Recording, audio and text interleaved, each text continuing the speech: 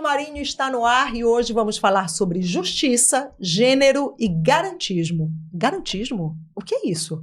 Não sabe? Eu não sei. Eu vou aprender tudo isso hoje aqui com a nossa convidada, não é isso, Rita? É isso mesmo. E para não perder nada sobre garantismo e outros assuntos super importantes que a gente sempre traz aqui toda segunda, segue as nossas redes, vai lá no YouTube, assina o canal e aciona as notificações. Toda segunda, 8h30, conteúdo inédito e imperdível.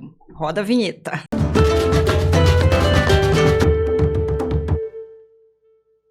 Então, estamos de volta e eu falei no início, né, do podcast, a Rita já disse, para seguir aqui, assinar o canal, e eu falei que a gente vai falar sobre justiça, gênero e garantismo. E a nossa convidada é a pessoa que, quando a gente pensa nesse assunto, é ela, né, professora absoluta na matéria, Ana Cláudia Pinho, que é promotora e professora de Direito Penal da Universidade Federal do Pará.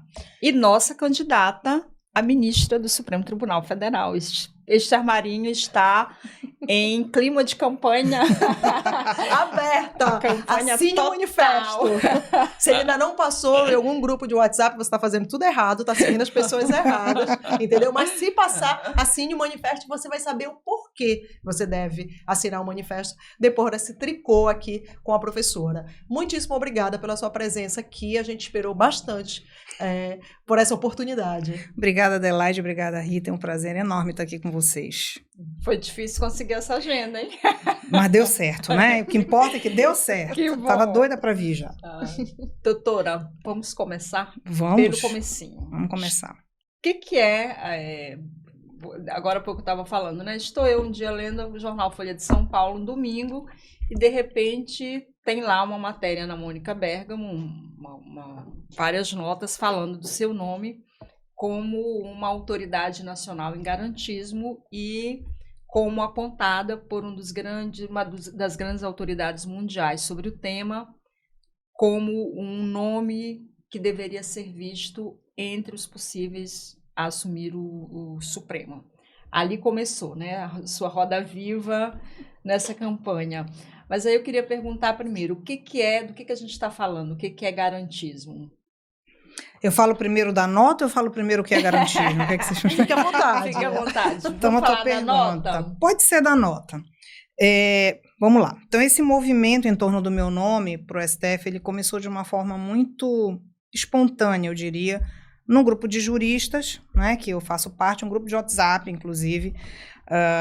Isso foi, tipo, outubro do ano passado, já meio próximo do segundo turno, e as pessoas ali conversando e já se avizinhando pelas pesquisas a vitória do presidente Lula, e alguém comentou ali no grupo, olha, se o presidente Lula foi eleito, como está, né, se encaminhando, ele vai poder nomear 2 nomes para o STF em 2023.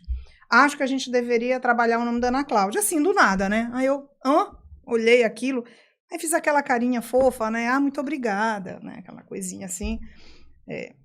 Mas imagino, né? Se você me perguntasse há um ano atrás, olha, você daqui a um ano vai estar nesse movimento, não, a pessoa está louca, lógico que não. Eu estou me aposentando daqui a 4 anos, vou me aposentar do MP, vou advogar, vou continuar dando as minhas aulas. Mas, enfim, isso aconteceu lá nesse grupo, eu agradeci. Mas aí um amigo veio no privado e disse assim, Aninha, você não deveria dispensar esses apoios, falta muito tempo ainda, mas você tem todo um perfil para o que provavelmente vai se configurar por conta do garantismo, que depois eu vou explicar melhor. Aí eu agradeci muito, é uma pessoa a quem eu tenho muita admiração, eu disse, professor, muito obrigada, mas enfim, deixa estar.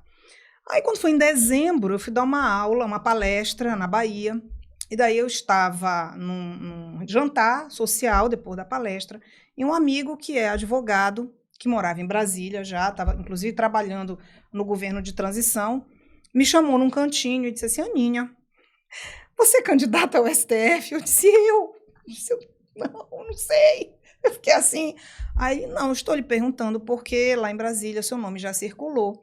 E se realmente você quiser, se isso for um projeto, ou enfim, tem pessoas que querem te apoiar, porque a gente confia em você, acredita no nome e tal. Aí eu disse, calma, né? Deixa eu... Inspira, pensa, porque isso não é alguma coisa que você responda. Até então, isso nunca tinha passado pela sua cabeça. Jamais, absolutamente. Aí eu disse, bom, Tá bem, então vamos lá. Eu sou casada, né? Falei com a minha esposa, Simone, conversei com ela, disse, olha, aconteceu isso, essa conversa, isso é uma decisão que não envolve a mim somente, não pelo resultado de uma nomeação, nem pensava nisso, mas pelo próprio caminho, né? A trajetória é uma trajetória que requer muita dedicação. Ela disse, não, se você quiser isso, vamos, estamos juntos. Tá bom, então vamos, né? Falei com ele, disse, olha, então vamos lá. Isso foi em dezembro. Coincidentemente, em janeiro eu viajei de férias. E um dos lugares que eu fui nas férias foi em Roma. E eu tenho um amigo muito querido em Roma, que é o professor Dário Hipólito, que foi quem sucedeu o Luigi Ferraioli na cátedra da Universidade de Roma, em Filosofia do Direito. Daí mandei uma mensagem para o Dário, disse, olha, Dário, eu vou estar em Roma dias tais, eu queria muito te ver. Aí ele disse, Ana, esse dia a gente podia fazer um jantar lá em casa, que o professor Luigi vai estar aqui também. Então a gente podia se encontrar, todo mundo. Eu disse, vai ser um prazer. Tá bom. E assim foi feito. Eu fui nesse jantar, e isso foi dia 20 e poucos de janeiro. Tinha acabado de acontecer o 8 de janeiro, né, aqui no Brasil. E daí o jantar foi muito agradável, o professor Luigi falou assim, umas 2 ou 3 vezes sobre a situação do Brasil, né? Ele me perguntou, mas Ana, está consolidada mesmo a democracia? Tá? Aí eu disse, tá, professor, as instituições responderam da forma mais republicana possível, enfim, né? Expliquei direitinho para ele como estava acontecendo. E aí o Dário disse assim, professor, o senhor sabia que o nome da Ana está sendo apoiado por alguns juristas para uma vaga no STF? Aí ele disse, nossa, que coisa boa, seria tão bom para o Brasil uma pessoa com sua trajetória no garantismo. Aí ele disse assim para mim, o que eu posso fazer para lhe ajudar? Eu disse, professor, independente disso, né, dessa corrida, vamos colocar assim, qualquer coisa sua, um reconhecimento seu dos meus 20 anos de estudo do garantismo já vai ser muito. Vou fazer uma declaração. Eu disse, então está bem. E ele fez a declaração foi traduzida e chegou às mãos da Folha de São Paulo. Então foi assim que veio uma carta aberta ao foi uma carta Lula, né? Direcionada ao presidente Lula, e onde ele fala, né, e a jornalista teve acesso por meio de uns amigos meus que são de Brasília, disse, não, a gente precisa publicar essa carta, isso aqui é muito importante e tal. E a partir daí começou um movimento aí mais regional também, né, porque como as pessoas leram, tiveram acesso, nossa, o que a gente aqui em Belém pode fazer? Porque aí vem uma outra questão que eu acho que é importante, não vou fugir do tema, é só para que é a questão da representatividade da região norte nos tribunais superiores. No STF, especialmente, nunca teve nenhum ministro aqui de Belém. O ministro Menezes Direito, ele nasceu aqui em Belém, mas ele foi muito jovem para o Rio de Janeiro, fez a carreira dele por lá. Então, as pessoas, eu acho que meio que se engajaram porque exatamente sentiram essa necessidade da representatividade. E aí começou o caminho, né? E aí eu disse desde o início que o que eu quero durante essa caminhada é conversar com as pessoas, porque eu acho que esse é um processo que precisa ser mais partilhado com a sociedade civil, porque antes, né, Adelaide, Rita, um ministro do STF era alguma coisa que interessava só ao povo do direito. Hoje não. Hoje qualquer cidadão que não seja do direito, ele sabe que o Supremo Tribunal Federal pode interferir diretamente na sua vida. Inclusive, o Supremo tem decisões recentes que foram polêmicas e que eles puxaram para si e tomaram decisões que, por exemplo, a Câmara dos Deputados não fez e tudo mais. Então, mais do que nunca, a relevância existe um protagonismo, STF, né? E a própria questão da TV Justiça, não é? Então, as pessoas elas se interessam hoje por esse tema. Então, acho que é justo que a sociedade civil participe, né? Você vê um ministro do Supremo, aí você pergunta, mas que essa pessoa, qual é a trajetória dela? O que ela pensa sobre o direito? O que ela pensa sobre os limites da Suprema Corte? Qual é a opinião que ela tem sobre as chamadas pautas polêmicas, né? Como, por exemplo, agora, a descriminalização do uso de drogas e uma série de outras, marco temporal. Então, a minha vontade, desde o início, sempre foi essa, foi realmente tornar esse debate mais amplo, amplificar, mais público mesmo, e falar com quem a gente tem que falar, né? É um processo, a escolha de um ministro do STF é uma escolha do ponto de vista constitucional, que passa pelos poderes instituídos. Então, quem nomeia é o presidente da República, né? Ele está nomeando a mais alta corte de justiça do país, e essa pessoa vai passar por uma sabatina do Legislativo. Então, o Judiciário, Executivo e Legislativo estão implicados nesse processo. Isso faz parte do processo constitucional. você conversar com as forças políticas, eu tenho feito isso, tenho conversado com políticos, com pessoas do próprio governo federal, tenho conversado com juristas, com advogados, com professores, né, com a sociedade civil, com movimentos sociais, e eu acho que esse é o meu papel, entendeu? A gente levar esse debate de uma forma mais amplificada. Agora, a segunda parte da pergunta. Antes da gente falar, né, dos detalhes da campanha, digamos assim, vamos falar do garantismo. Porque lá na carta, o professor cita, ele aponta duas além de toda a trajetória e do conhecimento, ele aponta duas características importantes, né, para o Supremo nesse momento. Aliás, 3, né? O fato de você ser mulher, e aí tem uma subrepresentação de gênero em todas as instâncias de poder, no judiciário isso é gritante, a questão de ser da Amazônia e o fato de ser uma garantista. O que é o garantismo? Vamos lá, o garantismo jurídico é uma teoria que foi cunhada por ele, professor Luiz de Ferraioli. O professor Luiz de Ferraioli já está aposentado, mas é professor emérito da Universidade de Roma. Ele está com 82 anos, é uma pessoa extremamente produtiva, inclusive nesse jantar lá ele disse assim, olha, no final do ano está saindo um novo livro, já está trabalhando num novo livro, sendo que saiu uma coisa de 2 anos atrás, chamado Constituição da Terra.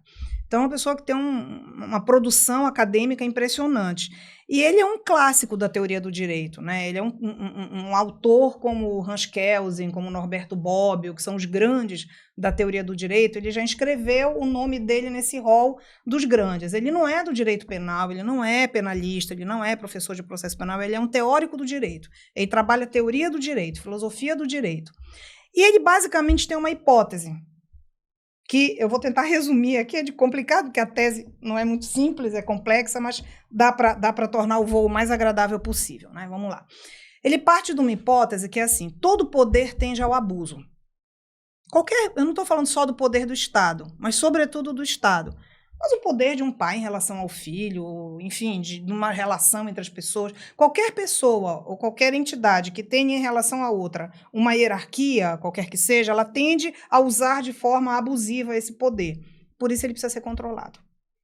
Então ele vai dizer, o direito é exatamente esse instrumento que nós temos enquanto civilização de impor limites, de impor controle, de impor critérios ao exercício do poder, qualquer que seja ele. Seja o poder do Estado, seja o poder do mercado, que ele vai chamar de poderes selvagens, né? O poder das grandes empresas, por exemplo, o que a gente vê hoje na Amazônia, né? O poder das grandes empresas em relação às comunidades tradicionais, aos nossos povos originários, enfim. Então, todo poder precisa de controle. No âmbito penal, que foi o que ficou mais conhecido, o garantismo ele não se resume só ao garantismo penal. Existem 5 espécies, garantismo civil, patrimonial, garantismo social, garantismo internacional e o penal. Mas o que ficou mais conhecido foi o garantismo penal. Então, o que diz o garantismo penal? Ele foi descrito num livro, escrito em 1989, chamado Direito e Razão, livro do professor Ferraioli, Teoria do Garantismo Penal. O direito é a lei do mais fraco. As palavras dele, la legge del più debole, a lei do mais fraco. Quem é o mais fraco? O mais fraco é a vítima no momento do crime. Então, se eu saio na rua e uma pessoa vem com uma arma, aponta na minha cabeça para levar meu celular ou minha bolsa, nesse momento existe alguém que está exercendo um poder sobre outro. Quem está exercendo poder sobre mim é o meu algoz, é aquele que está com a arma em cima de mim. Então, eu, enquanto vítima, preciso ser protegida. E eu sou protegida como? Por meio de uma legislação que diz, olha, isso é crime, a partir de agora, essa pessoa vai ser processada e etc, etc. Mas nesse momento em que o Estado entra, porque a vingança privada é coisa da barbárie, né? Antigamente, quando não existia justiça, quando o Estado não tinha tomado para si esse dever de cuidar dos conflitos, era a lei do mais forte. Quem era o mais forte ali daquela comunidade, enfim, ia lá e tomava satisfação com o outro, e matava o filho, ou matava, enfim. Né? A partir do momento em que a gente deixa essa situação histórica para outra, em que agora você tem alguém, que é a justiça, o poder público, que vai tomar para si a resolução dos conflitos. Então, você não pode mais ter a lei do mais forte. Agora é a lei do mais fraco. A lei do più debole, do mais fraco. Então, nesse momento é a vítima. Mas no momento em que o Estado chega, por exemplo, um agente policial, e prende em flagrante aquele que acabou de assaltar você, nesse momento uma outra relação se estabelece, que já não é mais entre ele e a vítima, mas é entre o Estado e ele. E nesse momento, quem é o mais forte? É o Estado. E o mais fraco é esse investigado. No momento do processo, a mesma coisa. O mais forte é o Estado que acusa, o mais fraco é o réu que se defende. Então, o garantismo significa punir é democrático, mas punir de qualquer jeito é tirânico. Então, queremos punição? Queremos, mas queremos punição dentro das regras do jogo. Existem regras para punir. Eu não posso punir de qualquer jeito. Eu não posso punir, por exemplo, com um juiz trocando mensagem com um membro do Ministério Público. Eu ia falar exatamente disso. Isso nos leva à Lava Jato. Nos leva diretamente. Nos leva diretamente. Inclusive, o professor Luigi Ferraioli foi uma das autoridades jurídicas no mundo que se manifestou contra, né, o que aconteceu, os métodos da Lava Jato. Você sabe que na Itália teve algo, vamos colocar bem entre aspas, parecido com a Lava Jato, que foi a Operação Mãos Limpas, não é? Que também falava de combate à corrupção. Que é a inspiração, né, da Lava Jato. Exatamente, né? Que seria a inspiração. Porém, o professor Ferraioli, até numa entrevista para a Folha há alguns anos, ele disse, olha, a Mãos Limpas, né, a Mani Pulite, ela foi um exemplo de garantias perto da Lava Jato. Porque lá não aconteceu isso. Não tinha esse negócio de juiz trocando mensagem com um membro do Ministério Público. O que aconteceu na Mani Pulite é que houve talvez um excesso em delações premiadas, em prisões, etc., uma outra situação. Então, ele foi um dos juristas que falou sobre isso, né, que falou que claramente a Lava Jato era um lawfare, né, era o uso do processo criminal contra um determinado inimigo, digamos assim. Esse é o conceito bem básico do que é o lawfare. Tanto que o presidente Lula, quando sai da prisão, depois daqueles 580 dias, ele faz, vocês devem recordar, uma viagem internacional, onde ele é recebido até pelo presidente Macron, em Paris e tal, e ele vai a Roma. E tem uma foto dele com o professor Luigi Ferraioli entregando ao professor Luigi um livro que foi publicado aqui sobre lawfare. E ele teve essa reunião. Então, ele respeita muito a opinião do professor Luigi Ferraioli, sobretudo porque foi uma das vozes que se manifestou dizendo, olha, está tendo um problema aqui. Professora, a gente, quando a gente está vendo, sem querer defender a Lava Jato, mas de certa forma, ali em algum momento, a sociedade se sentiu, entre aspas, vingada, né? Porque eram empresários, políticos, e aí eles são presos, são algemados, e aparecem na televisão, e os áudios vazam, né? E etc. E todo mundo, né? A justiça agora está sendo feita. Então, tem esse lado. Qual é o risco disso para a democracia? Quando a gente pensa mais racionalmente. Porque ali a gente está pensando de uma forma emotiva. Perfeito, né? Perfeito, Rita. O risco é total. Por quê? Vamos lá. O poder judiciário dos 3 poderes, ele é o único que é contra-majoritário. Já se deram conta disso? Olha só. O legislativo a gente escolhe pelo voto. O executivo a gente escolhe pelo voto. O judiciário não. Eu não voto no meu juiz. O juiz ele vem por meio de um concurso público, etc, etc.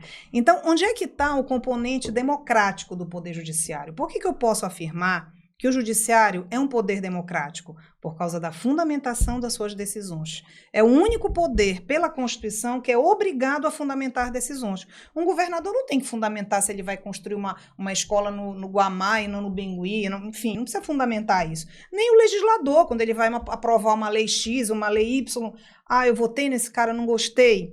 Ok, na próxima eleição você não vota. Mas no judiciário não tem esse tipo de controle. Então, como é que a gente controla um juiz? Por meio das decisões e das fundamentações.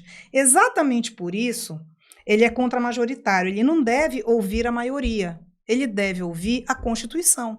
Então, por exemplo, se eu sou, né, juiz, estou lá no meu gabinete e tenho um processo para eu julgar contra o inimigo público número 1.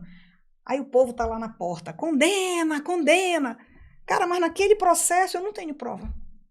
Já virei para cá, já virei para lá, o sujeito tem um rol de antecedentes. Mas naquele caso concreto eu não tenho prova. O que eu vou fazer? Eu vou condenar porque o povo lá está enlouquecido. A opinião pública não tem que embasar nenhuma decisão. Só que foi o que aconteceu. A Lava Jato, ela foi toda, até porque a mídia, ela tem uma influência muito grande. Veja bem, claro que tem um papel sensacional. Eu não estou aqui dizendo que não deve ter, não é isso que eu estou falando. O que eu estou falando é que o judiciário não pode pautar as suas ações nessa chamada opinião pública, ou seria publicada. Até por né? isso Porque os juízes têm... como é que diz? Tem estabilidade, sim, né? as suas Se aposentam prerrogativas, porque, a vitaliciedade, exatamente, inamovibilidade. Exato. Então, o juiz não pode ouvir, né, o que se convencionou chamar de a voz das ruas. nesse né, de dar sentido, essa essa superexposição dos ministros do Supremo não é um Pois é. risco para a gente? Então, o que aconteceu? Assim, qual é a minha leitura atual? Essa superexposição, por isso que outro dia o presidente Lula deu uma declaração, né, que Eu foi ia falar disso, que polêmica ele da disse história. que o voto do ministro deveria ser eu acho que a gente precisa compreender o contexto. Né? Em nenhum país de estrutura republicana semelhante ao nosso, até onde eu saiba, posso estar enganada, mas assim, os principais, Suprema Corte Americana, Corte Constitucional Alemã e outros tantos, não tem o que nós temos aqui, algo semelhante à TV Justiça. Isso não significa dizer que os votos são secretos. Significa dizer que os debates dos ministros ou dos juízes se está ali naquele ambiente do tribunal, mas depois esses votos vão ser disponibilizados. Mas você tem caminhos, você tem o próprio sítio eletrônico do STF, se você quiser hoje saber qual foi a decisão do ministro tal, relator da ação tal, no caso tal, você vai lá e você vai ver. Não só a decisão, mas também Aí, como cada um votou, você vai ver o relator. Aliás, os votos sobre as cotas são lindos. Pois é, cotas então raciais. isso não é normal, isso é que tem que ser assim, tem que ser publicado, até porque, como eu falava há pouco, o controle democrático vai se dar pela fundamentação. A não ser que seja um processo que corra em segredo de justiça, que envolva algum interesse, enfim, de criança, ou interesse, alguma coisa que, né? Mas, de um modo geral, os votos são publicados. O que talvez a gente pudesse ter algum tipo de equilíbrio é em relação a essa superexposição, né, da televisão das redes sociais. Das redes sociais, porque isso realmente expõe, no meu ponto de vista, desnecessariamente. Eu acho que o juiz ele tem que ser aquele sujeito muito na dele. Muito na dele, né? Porque ele não se deve levar pela maioria. Então, ele tem que ficar protegido, se autoproteger das chamadas pressões populares. Vai conseguir fazer isso 100%? Claro que não. Antigamente, você não sabia nem o nome dos ministros do Supremo. Agora a gente tem os nossos favoritos e os odiados também.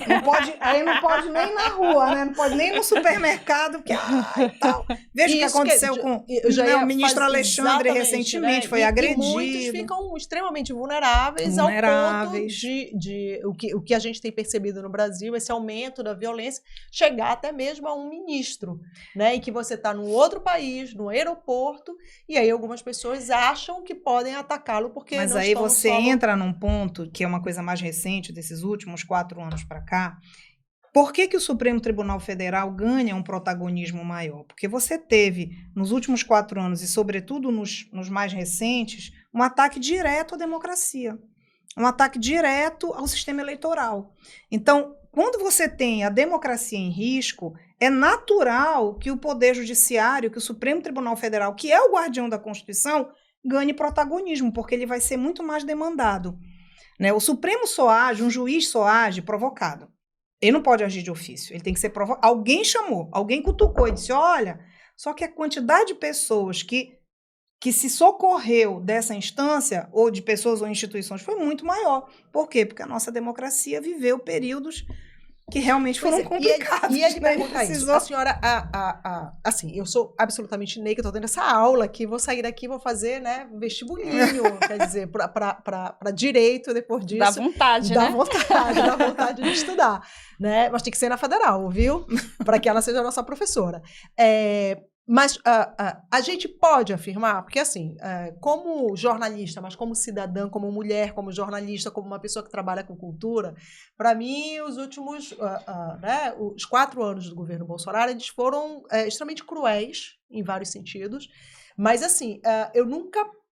se a nossa democracia é jovem, se de repente ela não estava madura o suficiente, né, ou ela estava tão madura que ela conseguiu né? Aguentou responder. mas que houve um esgarçamento dessa democracia, isso foi claro. Sem né? dúvida. Como é que a senhora percebeu? E eu acho que isso não foi um movimento só no Brasil, né? A gente vê que essa expansão da extrema-direita, ela não se deu somente aqui. Aqui a gente tem esse ingrediente, talvez, dessa nossa jovem democracia. E tem uma outra questão que aconteceu, que nós... Me parece que aqui a gente perdeu um pouquinho o bonde da história, mas sempre há tempo. Nós não fizemos uma reparação em relação ao período da ditadura militar. Né? Como, por exemplo, a Argentina. Vocês viram aquele filme, 1985, né, da Argentina, que aparece como foi feito, né, o julgamento dos militares que atuaram durante o período da ditadura. E aqui não, a gente não fez esse acerto de contas, digamos assim, com a democracia. Né? Nós não temos um museu. Hoje é 11 de setembro, 50 anos do golpe militar no Chile. Né? Eu tive a oportunidade de visitar em Santiago o Museu da Memória e dos Direitos Humanos. Uma coisa sensacional, quer dizer, você consegue, é mais ou menos o que os alemães fizeram também, né? Hoje você vai na Alemanha e vai visitar um campo de concentração, um campo de extermínio, a primeira coisa que você lê quando você chega é a Declaração Universal de Direitos Humanos. Então, assim, o que você vai ver aqui dentro é porque nós precisamos lembrar para não repetir, né? E aqui a gente não fez isso em relação ao período da ditadura militar. Não houve, assim, o trabalho da Comissão da Verdade, em nível nacional, foi um trabalho muito difícil. Até aqui na Alepa, recentemente teve, né, um trabalho sensacional de um relatório da Comissão da Verdade no Estado, do que foi a ditadura militar aqui no Estado do Pará, mas ainda haveria muito a caminhar. Então, acho que esse é um ponto que faz com que a gente, né, desequilibre um pouquinho, né, e tenha dado espaço para, digamos assim, para a expansão de todo esse movimento de extrema-direita. Agora, por outro lado, e aí eu concordo com a tua fala inicial, nós respondemos bem. Acho que as instituições republicanas responderam muito bem, de forma absolutamente democrática, de forma constitucional, e isso, para nós, foi um grande alívio, né? Sem dúvida. Como é que a senhora avalia hoje essa luta de alguns grupos? Como é que eu vou dizer? A gente vê muito na internet, pessoal, os que criticam, né? Tudo hoje é identitário. E aí isso seria contra a democracia. Cada grupo querendo se sobrepor ao outro. Como é que a senhora avalia esse conflito? Olha só, eu trabalho com direitos humanos, né? Eu sou promotora criminal, né? A minha titularidade é promotoria de justiça criminal. Minha especialidade é direito penal. Sou professora de direito penal. Mas há 2 anos o atual procurador-geral de Justiça, o doutor César Matar, me convidou para coordenar o Centro de Apoio Operacional dos Direitos Humanos no Ministério Público. Então, há 2 anos eu tenho trabalhado diretamente com as pautas de direitos humanos. A minha formação na UFPA, eu fiz meu mestrado e meu doutorado na UFPA, foi em direitos humanos, que é a nossa área de concentração, então sempre foi algo que eu me identifiquei e gostei muito. Então, o que a gente precisa entender?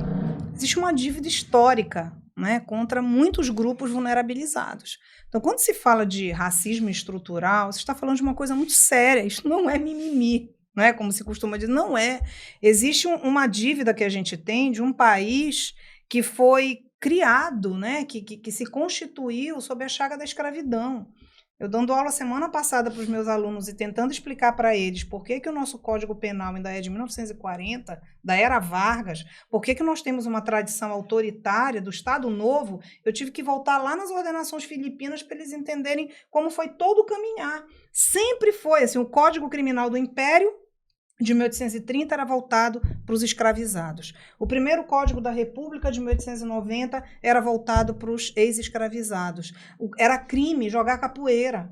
A capoeiragem, a vadiagem foram criminalizadas. Por quê? O carimbó foi criminalizado, exatamente. O carimbó. Perfeitamente. Ah. Por que isso? Porque você formalmente tem a abolição da escravidão, em 1888, pela Lei Áurea, que só tem 2 artigos. Artigo 1º, fica abolida a escravidão no Brasil. Artigo 2º, revoga-se as disposições em contrário. Ou seja, o que eu vou fazer com essa massa de pessoas que eu estou formalmente dando a liberdade, mas eu não crio nenhuma possibilidade de acolhimento, etc. Sistema penal neles. Porque o encarceramento, não é à toa, Rita, que nós temos hoje 832 mil presos no Brasil e desses 68% são pessoas negras. Não é à toa. Aí, voltando ao garantismo, como é que o garantismo se relaciona com os direitos das minorias? Eu não sei se tem uma relação, porque quando a gente fala em democracia, o senso comum pensa, democracia é o regime da maioria. Então, Mas que a é maioria. exatamente E aí, perfeita a como tua é que colocação. ficam as minorias? E aí eu estou falando das mulheres, dos negros, LGBTQ. Total. O garantismo vai dizer, o professor Ferral, ele define democracia de duas formas. Ele vai falar de democracia formal ou política e democracia material ou substancial. A democracia formal ou política é a regra de maioria.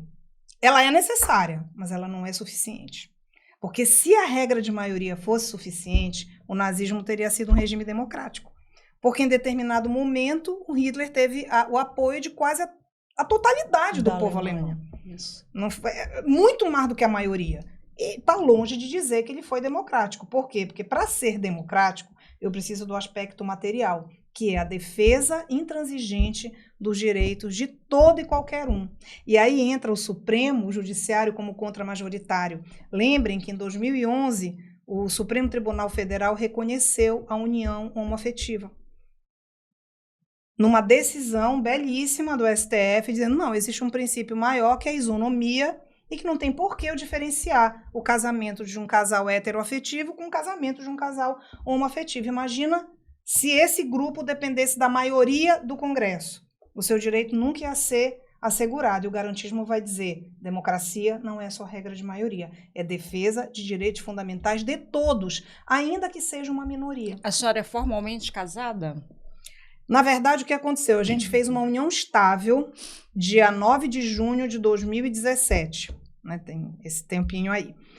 Fizemos uma união estável, foi uma situação até engraçada essa. A gente se conheceu pouco tempo antes, aí, vamos casar, e tá, só que tem que providenciar tanta coisa, casamento demora mais. Aí um belo dia aconteceu uma situação boba, tipo, nós fomos num clube aqui de Belém, que eu sou sócia, e a Simone não era na época, porque, enfim, tinha ido morar fora de Belém há muito tempo, não comprou o título, enfim, situações. E aí, quando chegou na hora de entrar, a gente ia para um show, e aí a pessoa disse, tá, a carteirinha, eu dei a minha, eu disse, não, dela, eu disse assim, como assim, eu tô com o ticket da mesa, não, só pode entrar se ela, eu disse, moço, quem tá dirigindo sou eu sou sócio, eu não vou ficar circulando no clube, eu vou ali pro show, Eu sei que eu fiz uma argumentação lá que o moço acabou de, tá, não, tudo bem, a senhora deixa seu carro aqui, tá. Aí eu virei para ela e disse, mas que coisa mais constrangedora isso, vamos embora logo resolver isso. Ela disse, vamos embora, como é que a gente resolve? Casando, só que casar demora, então a gente vai com Zeno Veloso, meu querido professor. Ai, que saudade. Fomos com Zeno, isso foi uma sexta. Querido e cheiroso, professor Zeno, saudoso. Na segunda-feira a gente estava no cartório com Zeno. Pronto, aí já viu, né? Zeno bateu papo, contou história, conheci a família da Simone, me conheci, começa a contar toda uma história. O Zeno fez na nossa frente o contrato. Como é que vocês querem? Vão mudar de nome? Não, ninguém vai mudar de nome aqui. Tá feito tudinho, como é que vai ser? Regime de bens e tal. Pronto, já estão. Agora, poxa, nem um bolinho, né, Ana Cláudia? Então, professor, isso era uma segunda. Eu disse, e aí? Na sexta-feira, a gente fez em casa só para a família, um bolinho, e fizemos. E agora eu entrei na justiça, coisa de um mês atrás, mais ou menos, pedindo a conversão da união estável em casamento. A gente vai converter, só que eu estou pedindo com data retroativa para o dia da união estável. Eu perguntei também. Eu acho isso lindo, eu preciso dizer que eu acho isso lindo. Eu perguntei também porque na época da eleição, um pouco antes da eleição do Bolsonaro, eu tenho muitos amigos, casais homoafetivos, e todos resolveram casar temendo que houvesse um retrocesso. E agora isso voltou a ser discutido na Câmara, legislativo, né?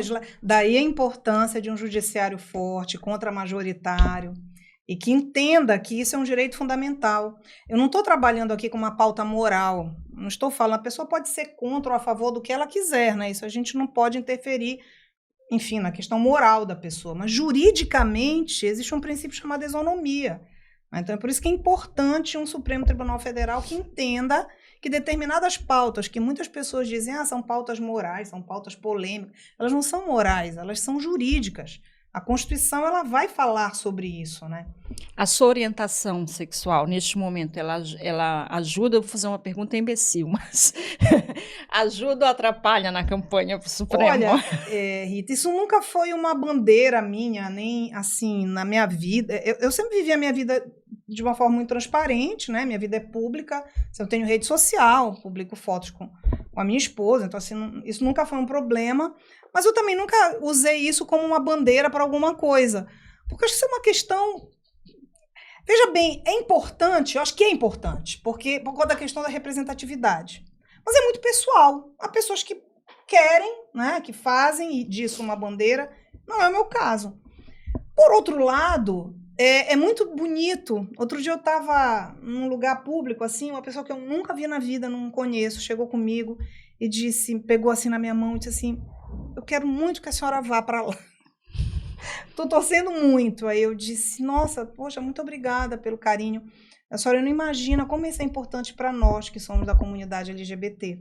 Então, isso é legal, né? Você vê que a pessoa ali está vendo uma representatividade. Então, assim, acho que é ok. Não consigo avaliar se é positivo, se é negativo, porque isso depende muito, né? Há muitas pessoas preconceituosas, há muitas pessoas conservadoras, e talvez para essas pessoas isso não seja bom. Mas, por outro lado, há pessoas que são progressistas e que pensam, que têm empatia, e que isso pode ser bom. Do ponto de vista jurídico, é ótimo, porque isso é um direito de todo mundo de ser e de amar quem quiser. Então, não vejo isso como... Acho maravilhoso. Além dessa questão, muito recentemente, quando foi retomada a votação do marco temporal, a senhora foi nas suas redes sociais, no Instagram, e colocou o seu posicionamento, né, sobre a teoria do marco temporal. Se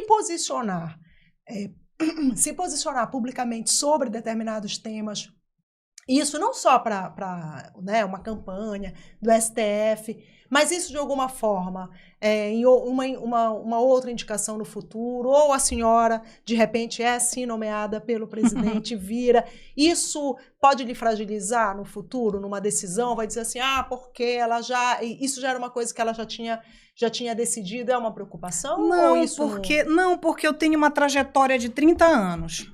Então, os meus posicionamentos jurídicos, eles estão em livros, eles estão em artigos, eles estão em palestras. Então, eu sou... Ninguém vai se surpreender de dizer assim. O Zanin foi uma surpresa, eu sou uma pessoa previsível, digamos assim, se você olhar a minha trajetória, né? Em relação ao ministro Cristiano Zanin, o que eu penso é assim, a gente não tinha muito conhecimento dessa trajetória mais jurídica dele, quer dizer, pelo menos eu, né? Assim, o conhecimento que eu tinha, um grande advogado numa causa fundamental em que ele foi extremamente... competente, né? Muito. Ele levou a tese do lawfare até o fim, né?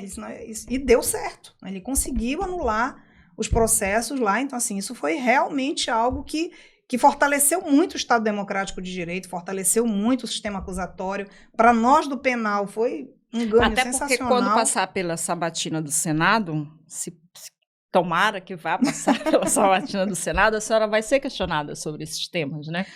E assim, eu sou muito tranquila, entendeu, Rita e Adelaide? Porque, como eu estou dizendo, é uma trajetória de muito tempo. Então, quando você é, por exemplo, no meu caso, promotora de justiça e professora, de um modo geral, existe uma tendência, até porque as nossas instituições, elas são conservadoras, ok? Ministério Público, Judiciário. Então, existe uma tendência de que dentro do Ministério Público as pessoas não obrigatoriamente sejam garantistas, porque tem aquela ideia de que o promotor é punitivista, é aquele que acusa, né, de qualquer jeito. Então, esse próprio meu pensamento dentro do MP não é algo que eu possa dizer, olha, isso é tranquilo, todo mundo é assim. Não, tem promotores que são, mas uma boa parte, talvez a grande maioria, não. A sua própria crítica à Lava Jato não é algo tão tranquilo dentro, não, né? Absolutamente. Inclusive, na época da própria Lava Jato, você ser contra ou criticar tecnicamente era assim, quase uma heresia, né? Como assim? Então, é você a favor da corrupção? Você é a favor do crime? Não! Ou era uma coisa ou era outra, eu sou a favor né? de que as coisas sejam feitas dentro das regras do jogo.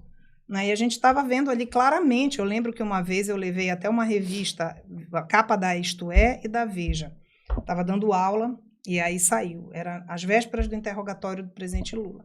Eu não sei se vocês lembram que a capa da Veja, a capa da Isto É, era o Moro versus o Lula, num tipo um ringue assim. de luta, né? Aí cada um com uma luvinha assim, as duas revistas mostram. Aí eu cheguei com os alunos, mostrei e disse assim, onde é que está o erro dessa imagem? Aí ele disse, não era para ser o juiz contra o réu, era para ser o acusador contra o réu, que no caso seria o Deltan, né? Entendeu? Então, assim, se é uma quebra de regra do jogo, imagina se eu digo assim para você, Adelaide, o que é que você acha de ser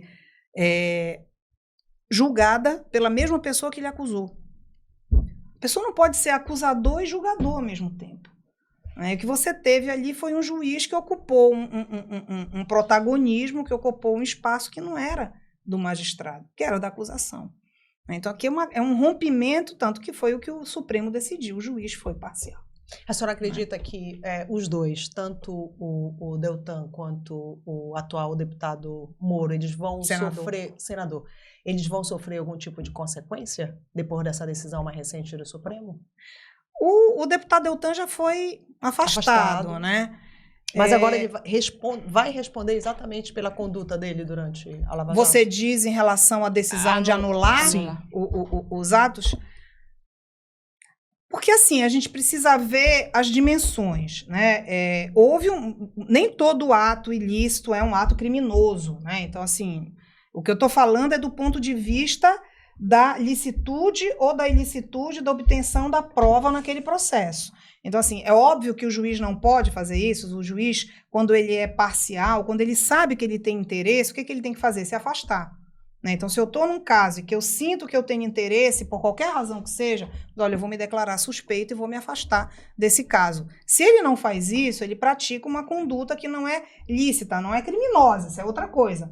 Então, acho que consequências do ponto de vista administrativo, até do ponto de vista eleitoral, né? Porque parece que estão investigando outras coisas que não tem muito a ver com a Lava Jato, mas uso de poder econômico, alguma coisa, pelo que eu ouvi falar no TSE, pode ser que isso tenha alguma consequência. Penal não, talvez. Penal mais difícil. Não, vejo, não. Penal, assim, pelo menos com o que se tem, não. Como disse aquele personagem do filme O Advogado Diabo, a vaidade é meu pecado favorito, né? Eu acho que aí foi esse pecado que talvez... Agora eu queria que a senhora contasse um pouquinho como são os bastidores de uma campanha para o STF. É muita reunião, pois muita conversa. Eu prefiro até evitar esse termo campanha, né? Porque quando a gente fala em campanha, a gente fala em eleição, né? Uma campanha. E não é o caso. Aqui só tem um eleitor, só tem um votante, né? Nessa campanha, digamos assim. Então, eu prefiro falar desse movimento. Eu acho que é legal dizer que se trata de um movimento que é coletivo. Isso nunca foi um projeto pessoal, como eu falei para vocês no início. Isso é um movimento coletivo. Muitas conversas, muitas reuniões, sim. E que bom que é assim, porque diferente, por exemplo, do STJ, do TST, dos tribunais superiores, que você tem um passo a passo, né? Você tem escolha de uma lista sextupla.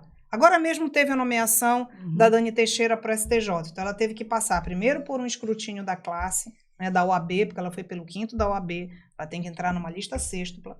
Depois ela vai para o STJ, que é o tribunal que vai receber, e vai ter que ficar numa lista tríplice. E essa lista tríplice vai ser encaminhada, então, ao presidente da República. Então, você tem várias instituições participando.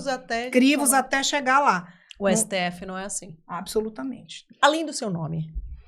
Que outros nomes? Sim, tem outros nomes de mulheres, nomes que estão se disponibilizando, nomes que estão aparecendo na mídia, nas reportagens. A gente tem visto uma pressão muito grande para que o presidente nomeie uma mulher negra. Sim, um movimento super legítimo, inclusive, eu acho justíssimo. Até a Xuxa entrou, né, na campanha. Eu li que até a Xuxa entrou, acho que tem que fazer. Eu penso assim, quanto mais você puder ter nomes disponibilizados a quem vai escolher, e nomes valorosos de pessoas muito competentes, tanto melhor. Eu fico me colocando no lugar de quem vai escolher. Bom, se eu estou escolhendo, eu quero ter um leque de possibilidades, analisar currículo, conversar com a pessoa, se for o caso. Tem a desembargadora Simone Schreiber, do TRF do Rio de Janeiro, que é minha amiga pessoal, que é uma querida. Eu já disse para ela, se tu fores a nomeada, a única coisa que eu quero é que tu me convides para a posse, porque eu vou estar muito feliz com a tua nomeação. Uma pessoa muito séria, também professora da Unirio, ela atuou na Lava Jato, no Núcleo Rio de Janeiro, uma pessoa muito, muito, muito coerente. Tem uma advogada de São Paulo, a Dora Cavalcante, que trabalhou com Márcio Tomás Bastos, também tem sido um nome que reiteradamente é dito. Outra advogada de São Paulo, que é a Flávia Raal, também atua com... Tem muitos nomes, então, de mulheres. Tem nomes então, de mulheres. Não tem presidente? Tinha que ser da Amazônia agora, né? Uma mulher, isso é claro. Né? E uma mulher da Amazônia. Uma mulher da Amazônia. Nesse momento isso que a gente está... claro ainda. Pois é, a questão da Amazônia é aquilo que a gente falava no início, é uma subrepresentatividade muito grande. A gente tem 2 subrepresentatividades aqui, de gênero e regional. De gênero, é inacreditável. Se a ministra Rosa Weber sair... São 11... Só fica a ministra Carmen. Só 11 homens. Seriam 10 homens e uma mulher. Porque são 11, né? São 11 ao todo. A equidade de gênero, ela é ficção no judiciário. Porque não só no STF, eu acho que ele é um isso que eu ia exemplo dizer. mais claro. Eu ia dizer exatamente isso. O que acontece, Adelaide? Você tem assim, quando você vai para a base da pirâmide no sistema de justiça, você tem muitas mulheres. Você tem muitas promotoras, muitas juízas, muitas defensoras, muitas procuradoras. Mas à medida que você afunila, esse número cai vertiginosamente. É igual no jornalismo. Na base da pirâmide só é mulher. Quando então, vai ver os cargos de chefia, só homem. Então, é exatamente a mesma lógica que vem de um machismo estrutural, de um racismo estrutural lá de trás e que constituiu a sociedade brasileira. E quando a gente vai para as salas de aula... senhora professora, na sua sala dos cursos de Direito, deve ter mais mulheres. Bastante. E tem muitas mulheres. No mestrado e no doutorado, mais mulheres. Também. E aí a gente se qualificam, estudam muitas vezes mas não chegam lá. Porque tem que passar muitas vezes por esses crivos aí. E aí você tem, por exemplo, hoje nos tribunais superiores, ali TST, TSE, STM... STJ, você tem aproximadamente 17 mulheres para 75 homens. É mais ou menos essa a proporção, o que é um absurdo. No Supremo só tiveram 3 mulheres. Em toda a história, em mais de 100 anos de história, só 3 mulheres nomeadas. É um negócio assim, é inacreditável isso. Minha amiga escreveu uma dissertação e ela citava a ministra Ellen Grace, só que a dissertação passou por vários... Isso eu tenho que contar. Porque a dissertação passou por várias correções e na hora da banca estava escrito Grace Kelly. Ah, meu Deus! Mas ela não parecia com a Grace Kelly? Muito, muito elegante, linda, né? Elegante. Né? Duas lindas. Eu queria, assim, da sua vida acadêmica, quando a senhora... pensou, vou cursar direito, assim, ser professora já estava nos seus planos a vida toda. Porque, assim, é uma professora nata, isso é claro, né? Assim, né? Explicando. A Rita ainda entende um pouquinho, que a Rita fica mais perto desse universo, mas, assim, explicando como se a gente tivesse, a gente né? Entende. Aprendi, posso até já escrever sobre garantismo, porque tivemos uma aula. Isso sempre fez parte, assim, das suas características, né? Esse cuidado no explicar, essa generosidade. Eu tenho pais professores. Na minha casa só tem... O povo é todo de exatas. Eu sou a única de humanas. A minha mãe é professora de matemática, ela é formada em física, mas deu aula de matemática a vida inteira. Meu pai é engenheiro elétrico, era professor da Federal, do curso de engenharia elétrica, de eletromagnetismo. E o meu irmão é engenheiro também. Eu acho que ter pais professores, a minha mãe, sobretudo, que se dedicou, né, ao magistério a vida inteira, talvez seja uma explicação, né? O estudo, na minha casa, sempre foi alguma coisa muito estimulada, muito, muito valorizada, né? Realmente sempre foi muito valorizada. Então, acho que isso pode ser uma explicação. A outra é que eu acho que professores influenciam muito na vida da gente. E eu tive um grande professor de Direito Penal, o professor João Batista Clautal Leão, que eu devo a ele a minha paixão pelo direito penal. E realmente me encantei. E eu ensinava, né? Eu estudava com os meus amigos de faculdade e adorava. Então, aquilo já começou... E a vida é tão incrível que eu entrei o concurso que eu fiz para a Federal foi a vaga que ele deixou. Olha que coisa. Ele se aposentou, abriu a vaga.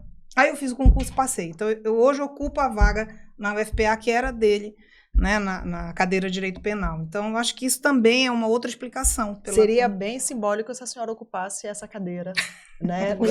da ministra Rosa Weber. Da ministra, né? A ministra Rosa, é muito difícil substituir alguém como a ministra Rosa, né? Ela está deixando um legado incrível. Inclusive, ela é alguém, eu tive com ela recentemente aqui em Belém, pela Cúpula da Amazônia, e disse isso a ela, que era uma alegria para nós recebê-la, porque ela tem demonstrado uma atenção especial com as questões da Amazônia. A questão da Constituição em língua indígena. Ela esteve em São Félix do Xingu, que é um dos lugares, linda, né? que é um dos lugares onde nós temos o maior índice de conflito agrário, e ela foi lá. Ela está pautando o marco temporal, eu não vou sair antes disso. Então, assim, é alguém que realmente tem demonstrado uma empatia muito grande com essa causa que diz respeito ao meio ambiente, a questão da Amazônia. Precisa ser substituída. E ela parece ser muito mais discreta, né? Eu ia falar isso, impermeável a esses humores da opinião muito pública. Discreta. Eu acho, sou fã. Somos fãs também, né? Porque vai que, né? Essa hipótese se concretiza e daqui se a não mais se concretizar, enfim, estamos aí, eu acho né? que o importante é o movimento. Né? O importante é isso, é a gente poder saber que, olha, tem alguém daqui que está levando, né, esse discurso, essa narrativa, que está conversando com as pessoas e que... Gente, é impressionante. Uma vez eu fui dar uma palestra em Curitiba e daí, quando terminou minha fala e tal, veio uma pessoa de lá e disse assim, mas a senhora é de Belém mesmo, é? A senhora não é do Rio? Às vezes acham que a gente é carioca por causa do chiado, né? Do sotaque. Eu disse, não, eu sou de Belém. Mas tem doutorado em Belém? Aí você fica assim, né? Eu disse, tem. Por sinal, é o melhor da região norte, um dos melhores do Brasil, em direitos humanos. Você deveria conhecer. Então, assim, acham, né, que não é aquela história do jornalista que outro dia disse que as pessoas estavam no meio do mato, que era não sei o que do meio do mato. Então, isso é muito triste, né? Realmente existe um preconceito enorme uma em relação... invisibilização, né, do que a gente está fazendo aqui. A nós, a região norte, sobretudo. O Nordeste também, mas acho que é mais ainda em relação à região norte. Então, eu acho muito importante a gente furar essa bolha. Né? Eu acho, aqui da minha opinião, que esse movimento já valeu muito por ter o teu nome e essa referência, e as pessoas começam a olhar que para cá, para o norte, nós temos nomes importantes que estão estudando e que estão dando aula e que estão fazendo acontecer. Então, isso já é um ganho muito grande para o direito da região e para todo mundo que está aqui. E eu vou continuar estudando garantismo. Eu fui convidada agora a passar um período de 1 mês em Roma como professora visitante na universidade, na cadeira que era do professor Ferraioli. Estou viajando final de outubro, vou passar 1 mês lá e vou continuar estudando, continuar falando sobre garantismo, que é disso que eu gosto. Que é cada vez mais importante, que a gente acabou de ter um presidente que disse, é o governo da maioria, as minorias que se danem, né? Literalmente. Pois é. E agora a gente está tentando reconstruir isso, né? Professora, foi maravilhoso essa conversa, adoramos, valeu super a pena a espera. Obviamente que a nossa torcida é para que a senhora seja, assim, essa pessoa nomeada. Acho que a campanha é válida. Aqui nós não somos juízes. Lembra, não estou nem um pouco preocupada com isso. Aqui né? a parcialidade é total. Total. Assim, seria incrível te ter lá, de verdade, sabe? Assim, eu acho que ter essa mulher que falou aí sobre absolutamente tudo, né, sem nenhum problema e com domínio absoluto de todas as pautas. Então, assim, boa sorte na vida profissional, acadêmica e, quiçá, né? Esse casamento aí, vai só... Com obrigada, mas gente. Muito obrigada. Eu que agradeço. E onde é que a gente lhe encontra nas redes sociais? Só pra gente encerrando aqui. Eu tenho um perfil aberto, que é o Ana Cláudia B. Pinho, no Instagram, onde eu posto coisas de direito, pode ser por lá. Alunos de direito, sigam lá. Ou não. E sigam o Armarinho também. Quer dizer, seguir sim, não precisa ser só Armarinho de direito, PDC. Né? Então é isso aí. A gente se vê na próxima semana. Beijo. Tchau, tchau. Obrigada.